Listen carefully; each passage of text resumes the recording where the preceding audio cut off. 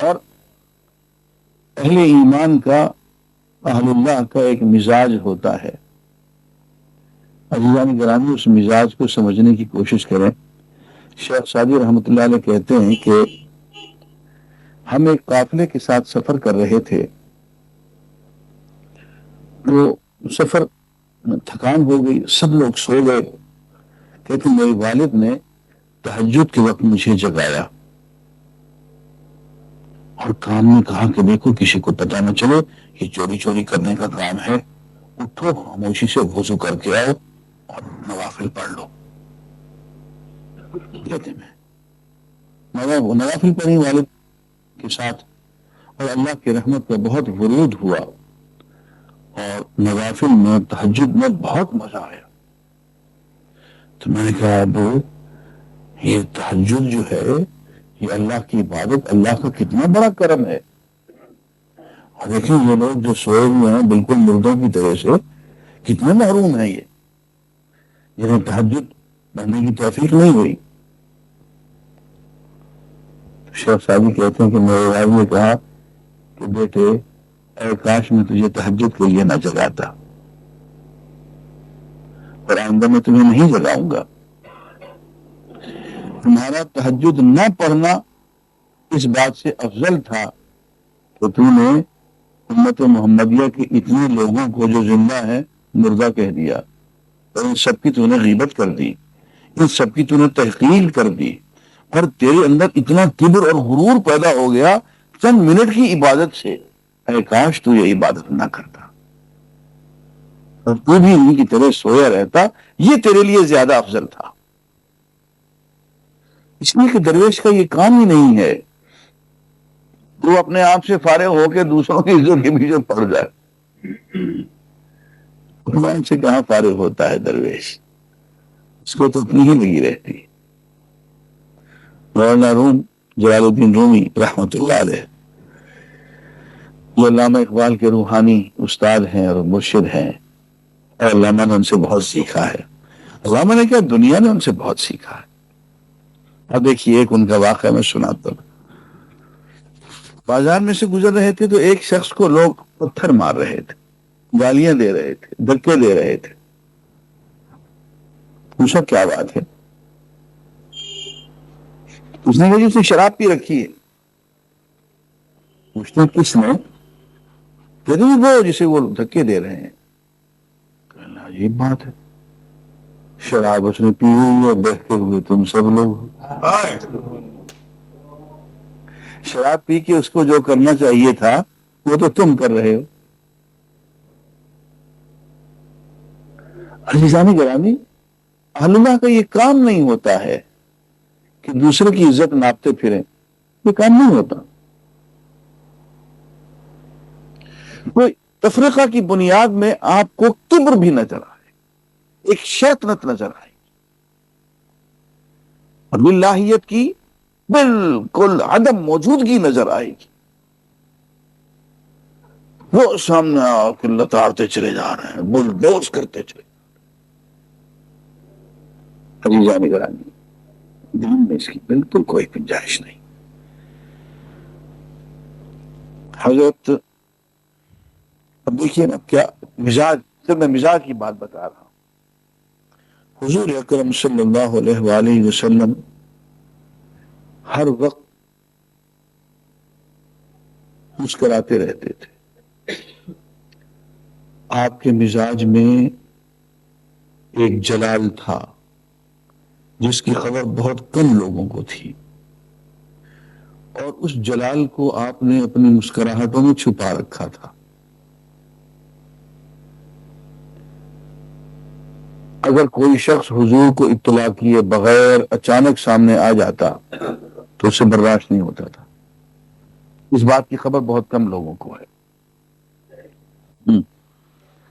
اب ایک آدمی آ گیا اچانک حضور کے سامنے، یہاں آ رہے ہو تو اجازت بھی مانگو، سلام کہو تاکہ حضور تمہیں استقبال کریں. اور حضور جب بھی کسی کو استقبال فرماتے تھے تو مسکرا کے استقبال فرماتے تھے. وہ اچانک سامنے آ کے کھڑا ہو گیا. حضور اکرم صلی اللہ علیہ وسلم جب یوں اچانک نظر پڑی تو اس نے کانپنا شروع کر دیا، پورا جسم اس کا لرزنے لگا اور پورا جسم اس کا کانپ لرزہ طاری ہو گیا اس پہ. تو آپ نے بہت خوبصورت جملہ کہا، حَوْدًا عَلَيْكَ لَسْتُ بِالْمَلِكِ، تم یہاں ڈرنے کی ضرورت نہیں، میں کوئی بادشاہ نہیں ہوں. حَوْدًا عَلَيْكَ، میں کوئی بات نہیں، حوصلہ کرو، ڈرنے کی ضرورت نہیں. تم لَسْتُ بِالْمَلِكِ، میں کوئی بادشاہ نہیں. انا ابن امرأة تأكل القديد، میں تو ایک غریب عورت کا بیٹا ہوں جو سوکھا گوشت کھایا کرتی تھی. میں تو ایک غریب عورت کا بیٹا ہوں جو سوکھا گوشت کھانا غربت کی علامت ہے نا جی. تو گوشت قربانی کے موقع پہ غریب لوگوں کے پاس اکٹھا ہو جاتا ہے، اس کو سکھا لیتے ہیں، پھر وہ ایک عرصے تک کھاتے رہتے ہیں. مگر میں غریب عورت کا بیٹا ہوں جو سوکھا گوشت کھایا کرتی تھی، مجھ سے ڈرتے کس بات سے ہو؟ یہ تواضع ہے. اور فرمایا کہ صحابہ کہتے ہیں کہ ہم نے حضور اکرم صلی اللہ علیہ وسلم سے زیادہ مسکراتا ہوا چہرہ زندگی میں کسی اور کا نہیں دیکھا. ہر وقت چہرہ متبسم ہوتا تھا. گھر میں داخل ہوتے تھے تو مسکراتے ہوئے داخل ہوتے تھے، اور جس کو بھی ملتے تھے مسکرا کے ملتے تھے. تو عزیزان گرامی، اب دیکھیے، اب ہم بھی دین کا ایک مزاج ہم نے سوچا ہوا ہے. اب یہ آپ کو سناتا ہوں واقعہ. حضور نے ہمیں دین کیا دیا ہے. وہ رمضان کا مہینہ تھا، ایک صحابی آ گئے اور آ کے حضور کی خدمت میں رونے لگ گئے. آپ نے پوچھا کیا بات ہے؟ کہ یا رسول اللہ، میں نے روزہ توڑ دیا ہے، میں نے روزہ توڑ دیا. بھومی سے قربت کر لی، روزہ توڑ دی. آپ نے فرمایا تم 60 غریبوں کو کھانا کھلا سکتے ہو مسکینوں؟ یا رسول اللہ، میں نہیں کھلا سکتا. آپ فرمایا کہ تم 60 روزے رکھ سکتے ہو؟ یا رسول اللہ، ایک روزے سے تو یہ کر لیا میں نے، تو 60 کو حاصل کو.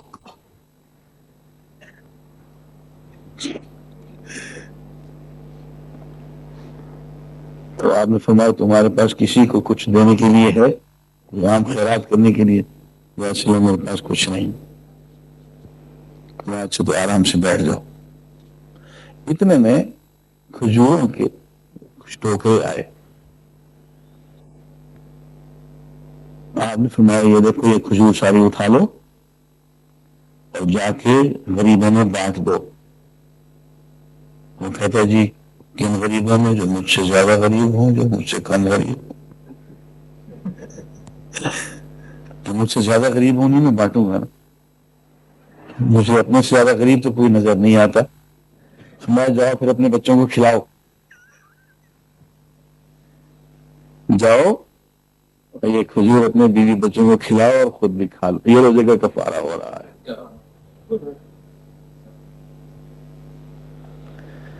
عزیزان گرامی، اللہ کا رسول اور صاحب شریعت جلاد نہیں ہوتا ہے، مرہم رکھنے والا ہوتا ہے. زخموں پہ مرہم رکھتا ہے، وہ جلاد نہیں ہوتا ہے. ہاں کہیں ضرورت پڑ جائے تو کسی پھوڑے پھنسی پہ ذرا سی مشتر کی ضرورت پڑ جاتی ہے. لیکن میں نے بتایا تھا آپ کو، جب مشتر کی بھی ضرورت پڑتی ہے تو جتنا مریض کو درد ہوتا ہے اتنا اس کو بھی درد ہوتا ہے. اب بوڑھی عورت کے بیٹے کو سزائے موت دے دی، قاتل تھا، قتل ثابت ہو گیا، اس نے اعتراف جرم کر لیا، معاف کرنے والے وارثین نے معاف نہیں کیا. ہم تو قصاص لیں گے. سزائے موت سنا دی، سزائے موت ہو گئی. اور بوڑھی اماں بیٹھ کے جتنی دیر اس کی میت پہ روتی رہی، اللہ کے رسول بھی ساتھ اتنی دیر بیٹھ کے روتا رہا. کیوں ہوتا ہے بھائی دین؟ دین منہ سے جھاگ بہانے کا نام نہیں ہے. دین فتویٰ گری کا نام نہیں ہے، فتویٰ فروشی کا نام نہیں ہے، کافر گری کا نام نہیں ہے. دین مسلمان بنانے کا نام. وآخر دعوانا الحمدللہ. گزارش کر دی یہ دوسری بات یہ ہے کہ آپ فیس بک کوئی کتابی شکل لیں گے کہ آپ اس کو لکھ دیں، وہ ریکارڈ تو ہو رہا ہے، لکھنے کا کوئی میکینزم بنا دیں، اس کو کریکٹ کرنے کا، ایڈیٹنگ کا کر دیں، شاید کر دیتے ہیں۔